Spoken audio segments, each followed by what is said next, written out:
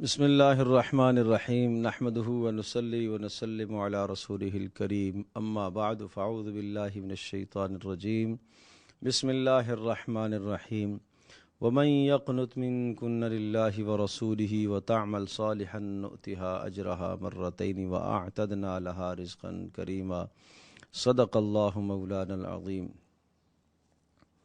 22ویں سپارے کے شروع میں سورۃ الاحزاب کا کچھ حصہ ہے، اور سورۃ الاحزاب میں ابتدا میں تو رسومات جاہلیت کا خاتمہ تھا۔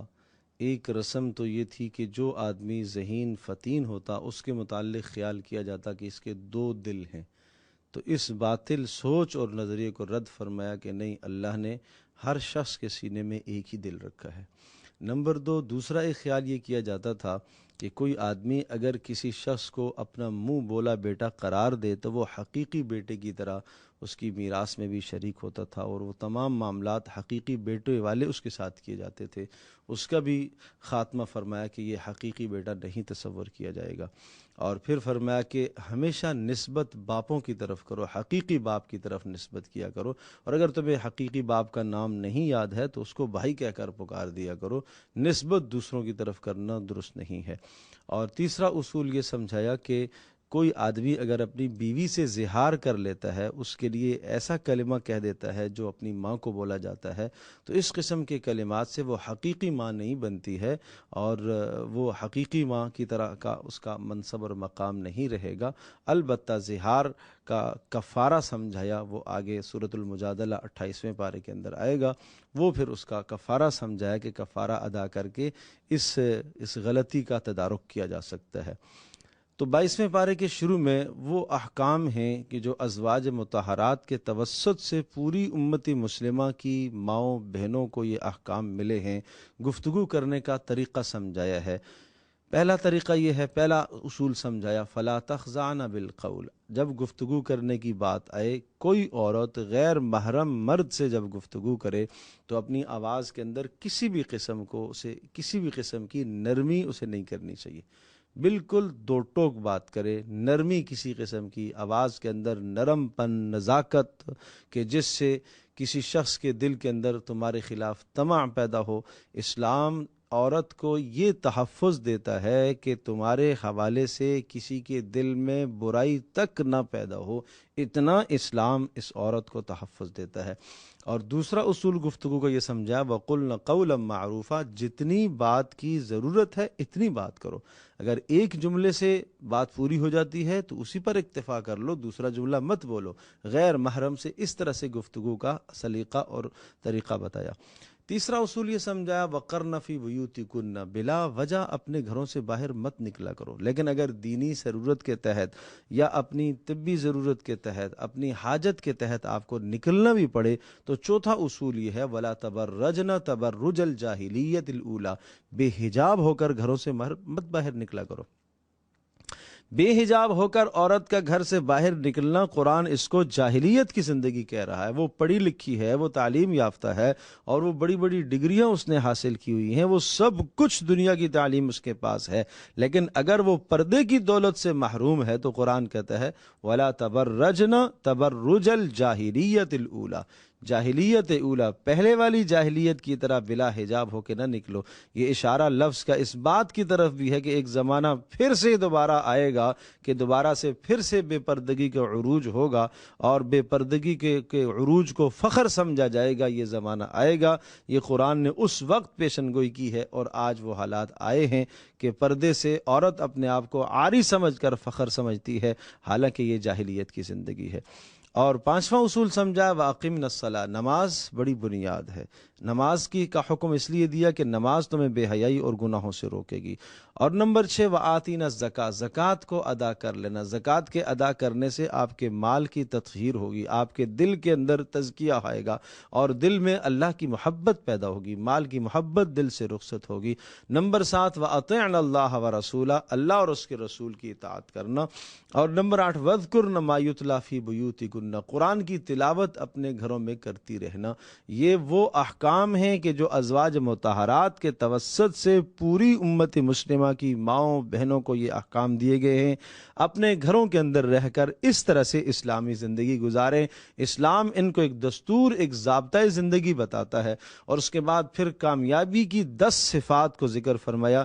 یہ 10 صفات چاہے مردوں میں ہوں چاہے عورتوں میں ہوں، اللہ پاک ان سب کو کامیاب کرے گا اور سب کے لیے اجر اور مغفرت کا فیصلہ ہے۔ وہ کیا 10 صفات ہیں؟ اسلام، اپنے آپ کو احکام اسلام کے تابع کر دینا، جھکا دینا۔ نمبر 3، دل کے اندر ایمان کی پختگی، راسخ العقیدہ ہونا۔ نمبر 3، اللہ کے سامنے جھک جانا، قنوت، تواضع، عاجزی، انکساری اختیار کرنا۔ اور نمبر 4، صدق، زبان پر جو بات دل میں جو عقیدہ ہے اسی کے مطابق زبان بھی ہو، اسی کے مطابق آدمی کا عمل بھی ہو۔ نمبر 5، والصابرین والصابرات، صبر کرنے والے مرد اور عورتیں۔ اور نمبر 6، خشوع اور تواضع اور عاجزی اختیار کرنے والے مرد اور عورتیں۔ اور نمبر 7، اللہ کی راہ میں مال خرچ کرنا، خوب دل کھول کر صدقہ دینا۔ اور نمبر 8، روزے دار۔ اور نمبر 9، اپنی شرمگاہوں کی حفاظت کرنا۔ اور نمبر 10، کثرت سے اللہ کا ذکر کرنا۔ یہ ایسے الفاظ ہیں کہ اس میں مردوں کو بھی شامل کیا، عورتوں کو بھی شامل کیا، یعنی اسلام لانے والے مرد، اسلام لانے والی عورتیں، ایمان والے مرد، ایمان والی عورتیں، ساتھ ساتھ عورتوں کو بھی ساتھ ذکر کیا۔ جن مردوں میں یا عورتوں میں یہ 10 صفات پائی جائیں گی، اللہ پاک نے ان کے لیے بڑی مغفرت کا فیصلہ کیا ہے اور اللہ پاک ان کو اجر عظیم عطا فرمائے گا۔ آگے انہی رسومات سے متعلق بات آئی ہے جو پیچھے بات عرض کر چکا ہوں کہ جو شخص اپنے کسی بھی شخص کو منہ بولا بیٹا جس کو قرار دیتا تھا، اس کو حقیقی بیٹا جب تصور کیا جاتا تو ان رسومات کا خاتمہ کیا گیا۔ اور پھر کچھ احکامات ایسے ہیں جو رسول اللہ صلی اللہ علیہ وسلم کی ذات گرامی کے ساتھ خاص ہیں۔ اور پھر دعوت طعام کے اصول سمجھائے کہ جب تم کسی کے گھر میں، یا رسول اللہ صلی اللہ علیہ وسلم کے یہاں جب حضرت زینب کا نکاح ہوا تو ولیمے کی دعوت تھی، اس موقع پر یہ آیات نازل ہوئی کہ جب کسی کے یہاں تمہیں دعوت کے لیے بلایا جائے تو پہلی بات تو یہ ہے کہ بن اجازت کے، بلا اجازت تمہیں گھر میں نہیں جانا چاہیے، اور دوسری بات یہ ہے کہ جس وقت تمہیں بلایا جائے اسی وقت تمہیں جانا چاہیے، وقت سے تاخیر نہیں کرنی چاہیے تاکہ گھر والے کو اذیت نہ ہو۔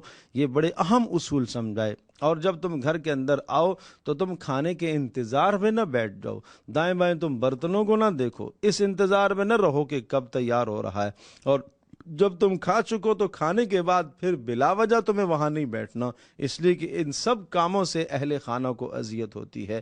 اور جب خواتین سے تمہیں کوئی بات پوچھنی ہو تو پردے کے پیچھے سے پوچھا کرو۔ اور پھر خاص طور پر پردے کے احکام، اور عجیب انداز سے پردے کے احکام نازل فرمائے۔ یا ایھا النبی قل لازواجک و بناتک، اے نبی آپ اپنی بیویوں سے فرما دیجئے، آپ اپنی بیٹیوں سے فرما دیجئے، آپ مسلمان عورتوں سے فرما دیجئے، کیا کیجئے؟ یدنین علیہن من جلابیبہن، جب گھروں سے نکلا کریں تو وہ اپنے چہروں پر چادروں کو ڈال لیا کریں، اپنے گریبانوں پر چادروں کو ڈال لیا کریں۔ عجیب بات یہ ہے کہ پردے کا حکم جب آیا تو براہ راست عورتوں کو حکم نہیں دیا کہ اے عورتوں، اے مسلمان خواتین، تمہیں چاہیے کہ جب تم گھر سے نکلو تو پردے کر لیا کرو اور چادریں چہروں پر ڈال لیا کرو۔ مرد کو حکم، یعنی رسول اللہ صلی اللہ علیہ وسلم کو حکم دیا، اور آپ علیہ الصلوۃ والسلام کی توسط سے پوری امت مسلمہ کے مردوں کو یہ حکم ہے کہ وہ اپنی خواتین سے پردہ کرائیں، اس لیے کہ پردہ یہ مرد کی بھی عزت ہے۔ ایک عورت اگر بے حجاب ہو کر باہر نکلتی ہے اور اس کے اوپر ہر شخص کی نگاہ پڑتی ہے، گندی اور فاسد اور فاحش اور بے حیا نگاہیں اس پر جب پڑتی ہیں تو یہ مرد کی عزت کا معاملہ ہے، مرد کی عزت اس سے پامال ہوتی ہے۔ ظاہر سی بات ہے کہ ایک نیک بھائی اور ایک حیادار بھائی اس کو برداشت نہیں کرتا کہ اس کی بہن کی طرف کوئی دیکھے، اور ایک باحیا شوہر اس بات کا گوارہ نہیں کرتا کہ اس کی بیوی کی طرف کوئی بری نگاہ سے دیکھے۔ اسی طرح سے ایک باحیا بیٹا اس بات کا تصور نہیں کرتا کہ اس کی ماں کی طرف کوئی بری نگاہ سے دیکھے۔ تو اس لیے پردہ گویا کہ مردوں کی بھی ضرورت ہے کہ مرد اس چیز کو، اس اللہ کے حکم کو اپنے گھر کے اندر لاگو کریں اور اس پر پابندی کرائیں۔ یہ مردوں کی بھی عزت ہے۔ نیک فطرت والے اور پاک فطرت والے مردوں کا یہی شیوا ہوا کرتا ہے، وہ اپنے گھروں کے اندر بے حیائی کو برداشت نہیں کرتے۔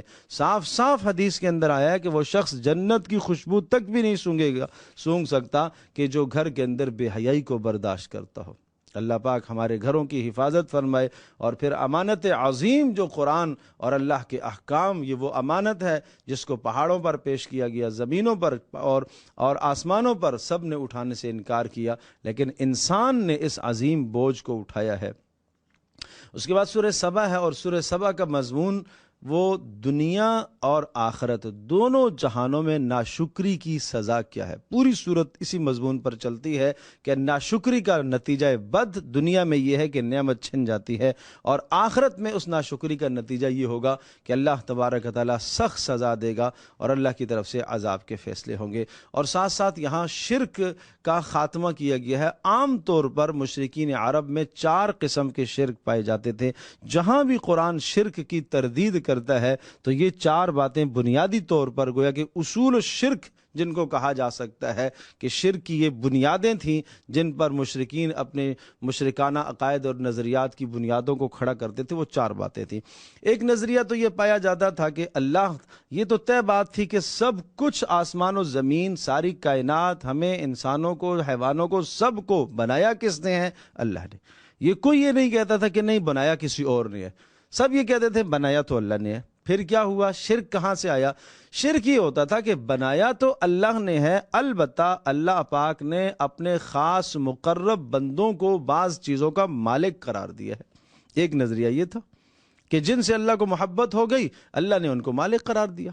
دوسرا نظریہ یہ تھا کہ نہیں، اللہ نے مالک نہیں قرار دیا ہے، مالک اللہ بھی ہے، اللہ نے ان کو اپنے ساتھ شریک ٹھہرا لیا ہے، وہ گویا کہ اللہ کے ساتھ شراکت دار ہے، اس چیز کے اندر آدھی ملکیت اللہ کی ہے اور آدھی ملکیت فلاں کی ہے، فلاں مقرب کی ہے۔ پہلا نظریہ یہ تھا کہ نہیں، اللہ نے اس کو مکمل اختیار کلی دے دیا، مکمل اللہ نے مالک بنا دیا۔ تیسرا نظریہ یہ تھا کہ نہیں، یہ دونوں باتیں نہیں ہیں، مسئلہ یہ ہے کہ جس طرح سے دنیا کے اندر کوئی حکومت کرتا ہے اس کو معاون اور مددگار کی ضرورت ہوتی ہے، اس طرح سے اللہ تبارک تعالیٰ نے ان کو اپنا مددگار بنایا ہوا تھا۔ اور چوتھا نظریہ یہ تھا کہ ان تینوں باتوں میں سے کچھ بھی نہیں ہے، بلکہ یہ لوگ سفارشی ہیں، یہ مقرب جو ہیں اللہ کے، چاہے ملائکہ ہوں، چاہے رسل ہوں، چاہے اور کوئی ہوں، یہ اللہ کے ہاں سفارشی ہوں اور جو چاہیں اللہ سے منوا سکتے ہیں۔ تو ان چاروں نظریات کو یا رد کیا، لا یملکون مثقال ذرہ، نہیں، کوئی بھی اللہ کے ساتھ، اللہ نے کسی کو مالک نہیں بنایا۔ نمبر 2، اللہ کے ساتھ کوئی شراکت دار نہیں ہے۔ نمبر 3، اللہ کا کوئی معین اور مددگار بھی نہیں ہے۔ اور نمبر 4، کوئی ایسا جبرن سفارشی نہیں ہے جو اللہ سے زبردستی جو چاہے منوا سکے، ایسا نہیں ہے۔ اس کے بعد سورہ فاطر ہے۔ سورہ فاطر کے اندر یہ سمجھایا کہ ہر لمحہ اس دنیا کے اندر انسان اللہ کا محتاج ہے، قدم قدم میں وہ اللہ کا محتاج ہے، وہ زندگی گزارنے میں اللہ کا محتاج ہے، وہ رزق میں اللہ کا محتاج ہے، وہ اپنی صحت میں اللہ کا محتاج ہے، وہ بیماری کے وقت میں اللہ کا محتاج ہے۔ جب ہر لمحے اللہ کا محتاج ہے تو اسی کو ہر وقت اللہ ہی کی طرف رجوع کرنا چاہیے۔ تو گویا کہ احتیاج ہر انسان کی ثابت کی گئی ہے، اور اللہ تبارک و تعالیٰ وہ ذات ہے جو غنی ہے، جو کسی کا محتاج نہیں ہے، اس کا کوئی کام ایسا نہیں ہے جو تمہاری غرض سے متعلق ہو۔ اللہ تبارک و تعالیٰ وہ شرکاء سے، تمام چیزوں سے اللہ پاک مبرہ منزہ ہے، مخلوق کی صفات سے منزہ مبرہ ہے۔ اور اس کے بعد سورہ یاسین، یہ بھی مکی سورہ مبارکہ ہے۔ اس میں بنیادی طور پر 4 مضامین جو پورے قرآن کا مضمون ہے، توحید، رسالت، آخرت، کتاب، توحید، رسالت، آخرت، کتاب، یہ 4 مضامین بہت مدلل انداز سے سورہ یاسین میں ذکر کیے گئے ہیں۔ اسی لیے سورہ یاسین کو قرآن مجید کا قلب بھی کہا جاتا ہے، دل بھی کہا جاتا ہے، اصل الاصول کہا جاتا ہے، خلاصہ بھی کہا جاتا ہے، کہ جو 4 مضامین قرآن جا بجا بیان کرتا ہے، ان 4 مضامین کو یہاں مدلل انداز سے ذکر کیا گیا ہے۔ اللہ تبارک تعالی ہم سب کے لیے سمجھنا عمل کرنا آسان